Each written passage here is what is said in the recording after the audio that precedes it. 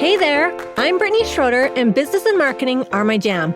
I'm here to walk you step by step through this crazy thing we call business. I'm a small town girl, chocolate eating, Diet Coke drinking mom, marketing guru, automation Jedi, and all around good time. This is your weekly dose of all things business and life, sprinkled with some fun. This is the Redefine Business Podcast.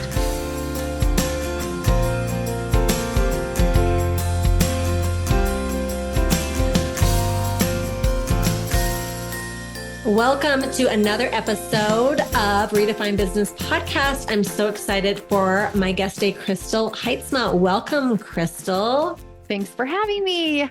We've been chatting for 46 minutes. Yeah, we have.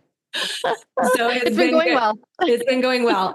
I feel like every time we talk, because I had you on, we did an Instagram live for my nonprofit. Yep.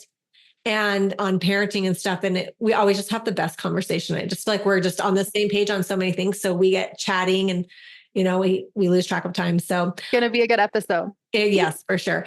Anyways, Crystal, I want to have Crystal on. She has such a fascinating story. And I like to hear people's businesses and how they evolve. And Crystal and I were talking before this. And so she started, I'm going to let her introduce herself, but she started one place and it's kind of evolved into a bunch of different things. And I love the story and I just wanted her to share it. So Crystal, go ahead and introduce yourself and tell my listeners just a little bit about you.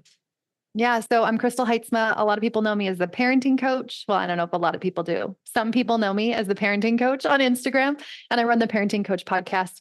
And when I very first started business, I didn't know anything about business. I was literally a stay-at-home mom, homeschool mom. My youngest was maybe 2. And I didn't really plan on starting a business. I was looking for a master's program in therapy and fell upon the life coach school and was I actually really like life coaching. Let's do this instead. And it all kind of ballooned into me starting a business sooner than I had imagined. But I really went from zero business knowledge to consuming all of the content that I could, reading all the things, doing all the workshops. I feel like I have hundreds of years of entrepreneurial knowledge in my brain in this tiny little time. So consumed all this information and did pretty well. Coached a lot of moms. I guess the first year was mostly motherhood specific, but again, I was kind of doing a little bit of everything. Coached on some business stuff also. And then fast forward, the end of that year, kept feeling pulled to parenting. The reason I didn't start with parenting is actually because I was still in the middle of my own parenting turmoil.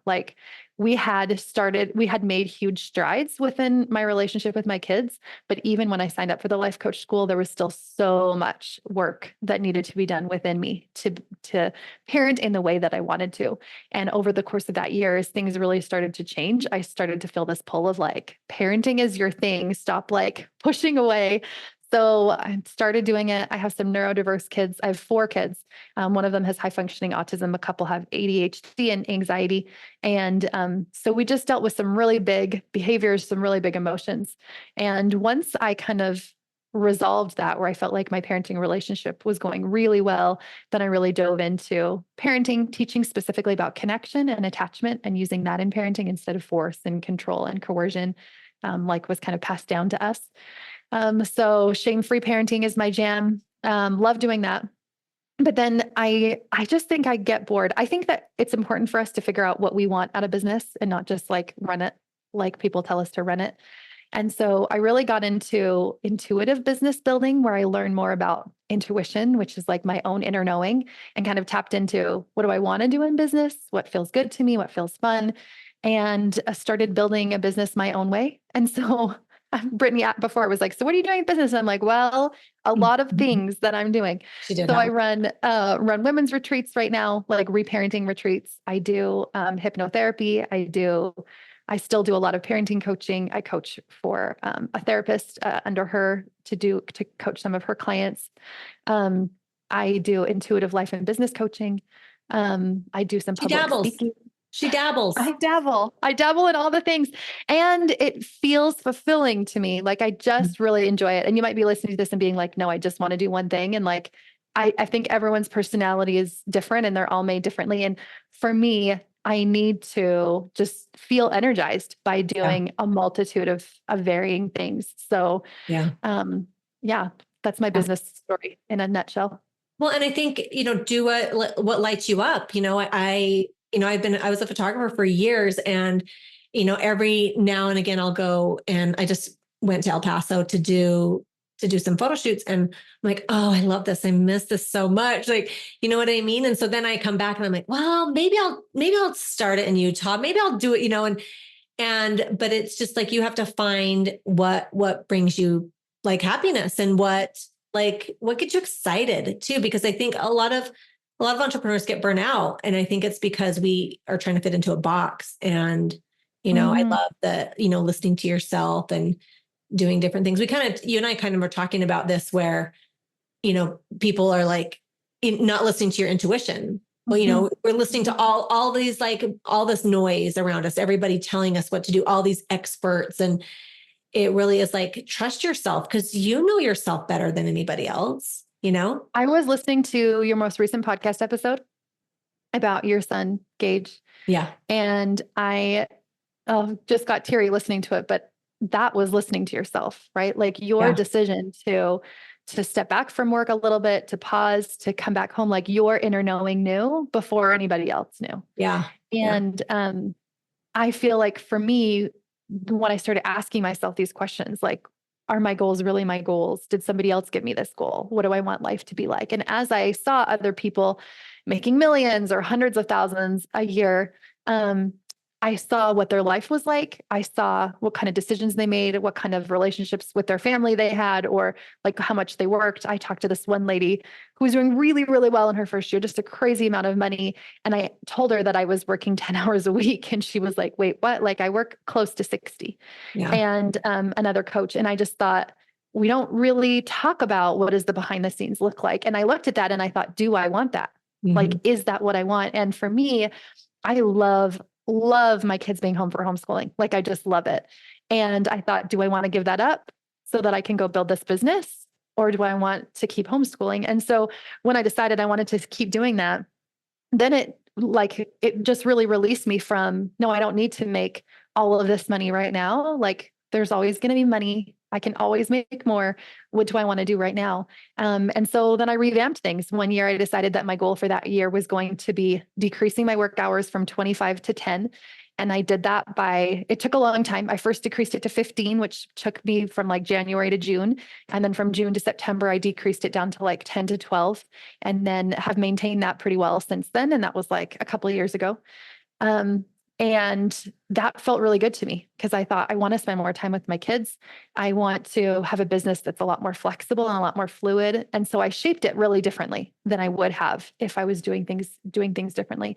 And it's not always going to be like that. Like now, we didn't mention this yet, but I have been traveling the world for the school year. So we've been gone since September. We just got home in May. Um, which is its own whole big adventure and project, but I'm feeling more invigorated, more like ready to work. Like I did not work hardly at all. Like there was some months where I pretty much didn't even work. So I am excited to kind of get back in, and I'm wanting to kind of ramp up my hours a little bit. But all that to say, like, I think it's so important for us to decide, like, what do I actually want? Like, if there's nobody else telling me how it has to be or how I want it to be, how do I want it to be in myself? And whenever I ask myself the question of that, then I like know the answer. I'm like, Yeah. no, I don't want to work more. Like, no, I want to be at home with my kids. I love traveling. And for my whole life, I've wanted to travel around the world. And I did. And I Yeah. thought, like, yeah, I could have stayed home and doubled my business, maybe, who knows? But I made less money. I don't even know how much less, but I definitely made less money while I was traveling. Um, but it was absolutely like successful. Like my Yeah. life is successful. I am a successful coach. I'm a successful businesswoman in person. Even though my business numbers might look really different. Yeah.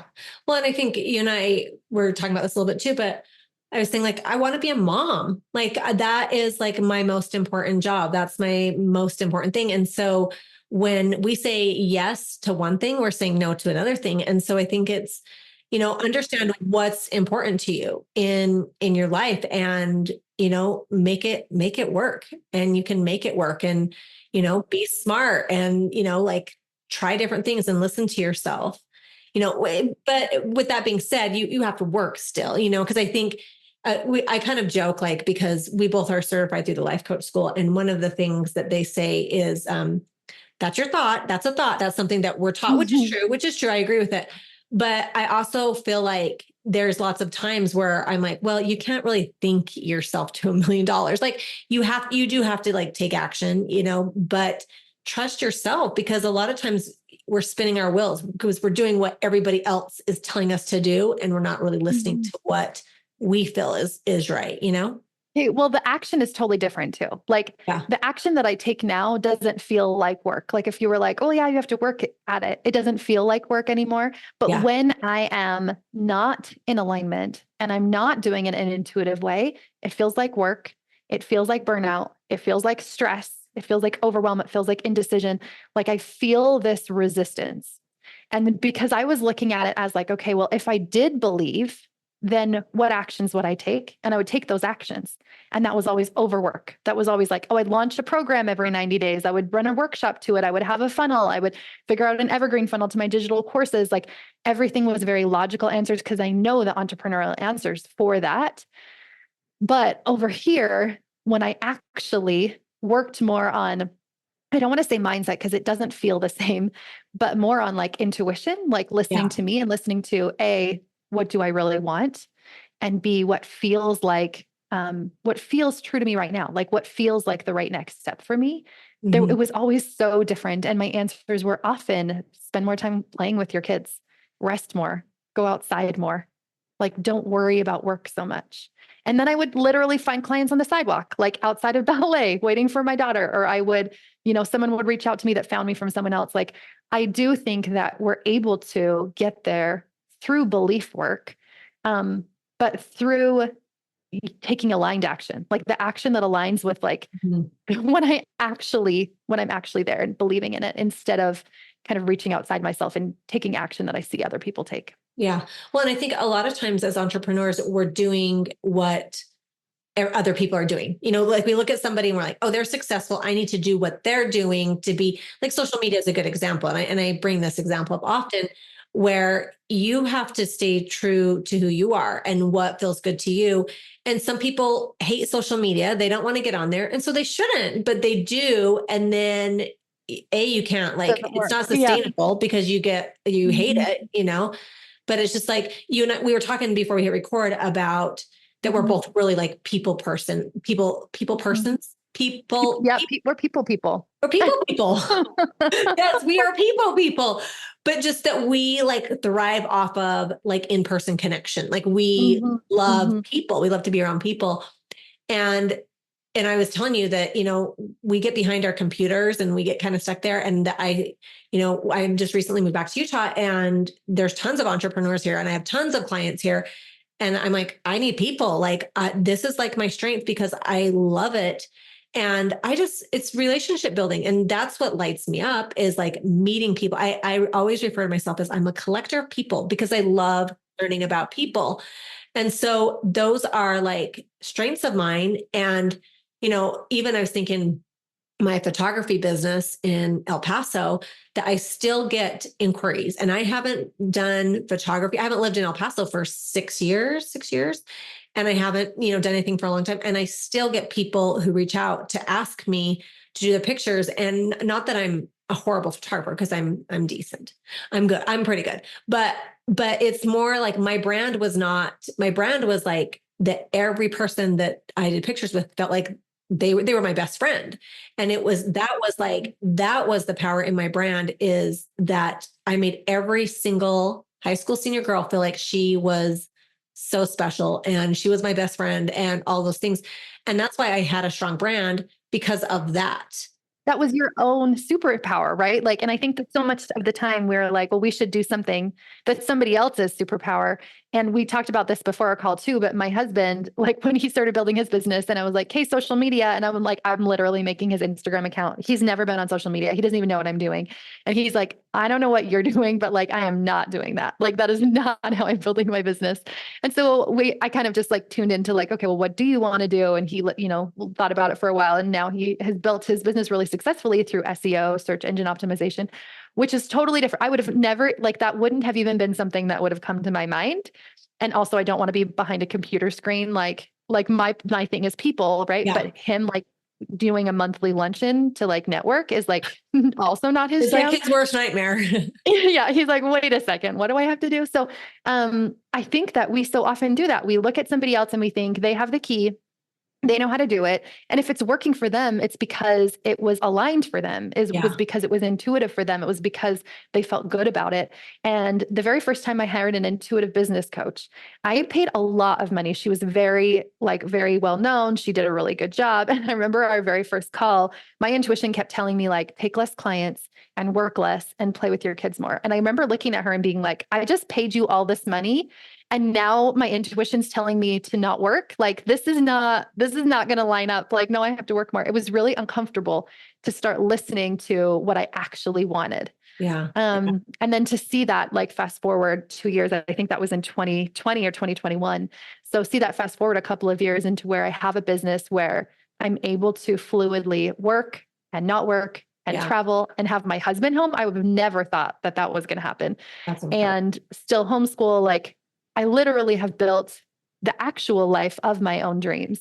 And if I had just kept doing it in the way that I thought I wanted, because everybody else told me I wanted it, and only just tried to scale, grow, I wouldn't be able to be where I am right now. I love that. One of the things like that I tell my clients, I haven't for a while though. So it kind of got me thinking about the intuitive stuff, because I find when I'm like struggling, like I'm like, my business is struggling or I'm struggling, then I always think like, oh, I need to serve somebody. I need to go and serve somebody. And I remember, and that's my intuitive a lot of times. And I haven't for a while. Like, I mean, I serve, but like intentionally with, like I need to serve like with the good intent, with those intentions. But I remember I had a client and she was like struggling and kind of the same thing. And it was around the holidays. It was around Christmas. And I had just taken my kids to go and like feed the homeless. And I was telling her, she was just like, I'm just struggling. Like, I'm doing everything. I did everything I'm supposed to. I sent the emails. I did this. I did that. And I said to her, and I gave her that advice. And I'm like, okay, I'm going to give you, like, she's paying me the big bucks. I'm like, I'm going to give you some really powerful words of wisdom. I said, put everything down for the day, go serve somebody. And and I can honestly, because it was a few years ago, I can't remember like the outcome. I think she did end up like a couple of weeks later, all these good things happened to her, but she was just like, if anything, it just brought me, it like helped me to be grounded, to be like, okay, take a deep breath. It was almost just like oh, okay. Like, okay, you're right. Like, this is important,? And so I think it is really just, our intuitions are all going to be different, but listening to ourselves. And, sometimes you've just reminded me, because when we got on this podcast, I didn't think we were going to go in this direction, but I'm so glad we did. But you've just reminded me, there's so much noise and so much like you in your head, and I have to do this and I have to do that, where it's just like, no, like, just breathe, like, just listen to yourself, just sit with yourself and create space and listen to like, what do you want to do in your business? So I love that. That's super. Yeah. And I think that one of the ingredients of intuition is like stillness. And we don't have to like be, in a perfectly still position with no noise around us all the time in order to feel our intuition. We can feel it in other places, but we are so distracted. We are so busy. We are so overworked. We just fill our brains and our minds. Like, I mean, we could do 17-hour episode on tech. I have a lot to say about tech, but as far as screens and kids and us and how it's affecting us, but I think I can feel that noise in myself, and I can feel when my own self is loud. Yeah. And so when I can go and just like get out of my brain and like leave my phone at home and go on a walk with nothing, like the most creative answers come. Like the last amazing idea that I had in business that I ended up launching in January came to me in December when I was in Thailand, like literally going down a water slide at a water park. And this whole idea came to me that I was like, that's brilliant. That's such a good idea. And I had no idea at the time if it was my intuition. Like my brain's often like, well, that's weird. Like, I don't know, like starts to argue with itself. And I'm like, no, we trust ourselves now. Like we just go with it. And I did, and it's been beautiful. And having little moments like that more where like, it doesn't have to always make sense or be the logical path, the most entrepreneurial way. like how we like it to be. I think often it can really come in lots of different forms, but it really comes through stillness and through trusting us again, through just learning to believe in our own selves. I love that. This has been so good. Crystal, tell my listeners how they can find you, how they can work with you, all the things. Okay. So I run the Parenting Coach podcast. You can come check that out. I have lots of episodes on intuition. It's one of my favorite things to talk about. And also just on feminine energy versus masculine energy, which is not male, female. It's like yin yang. We have both inside of us. That's one of my favorite topics. So go check those out. I hang out on Instagram at the.parenting.coach, unless sometimes I take several month-long hiatuses when my intuition tells me to. So I may or may not be there if you find me there, but my website is coachcrystal.ca. And you can work with me if you want. If you feel called. I do things a little differently than other people. And I really feel like you are called to the mentors and teachers and guides that are meant to show up in your path. So if you're feeling called to work with me, then you can reach out. And yeah, I think that's all the things. Yeah, awesome. And we'll put all that in the show notes. Okay, Crystal, I like to end all my podcasts with asking my guests 2 questions. So the first one is, what is a pet peeve? Okay. So I was thinking about this when you said that, and I'm like, oh my goodness, I don't get peeved by things very often anymore. But I will say, I guess I have 2 pet peeves. One is like, it literally just like the sound. There's like a sound of like, kind of like nails on a chalkboard, but every once in a while, different sounds in life make that same sound. Like if you're like, we have one of those holographic 3D sticker things and you like put your nails on it. Anyways, so weird sounds that I feel like grate at my nerves in a way that doesn't seem logical. And going with that one, I cannot handle it when, if you're a person like this listening, just to know that I still love you, but, they keep their TV on all day, like all day. Oh, they like noise or even like music on all day, because I am highly distractible. And so if I'm having a conversation with someone and there's a TV in the background, or there's even like music playing in the background, I can't even listen to what you just said. Like my brain does not work that way.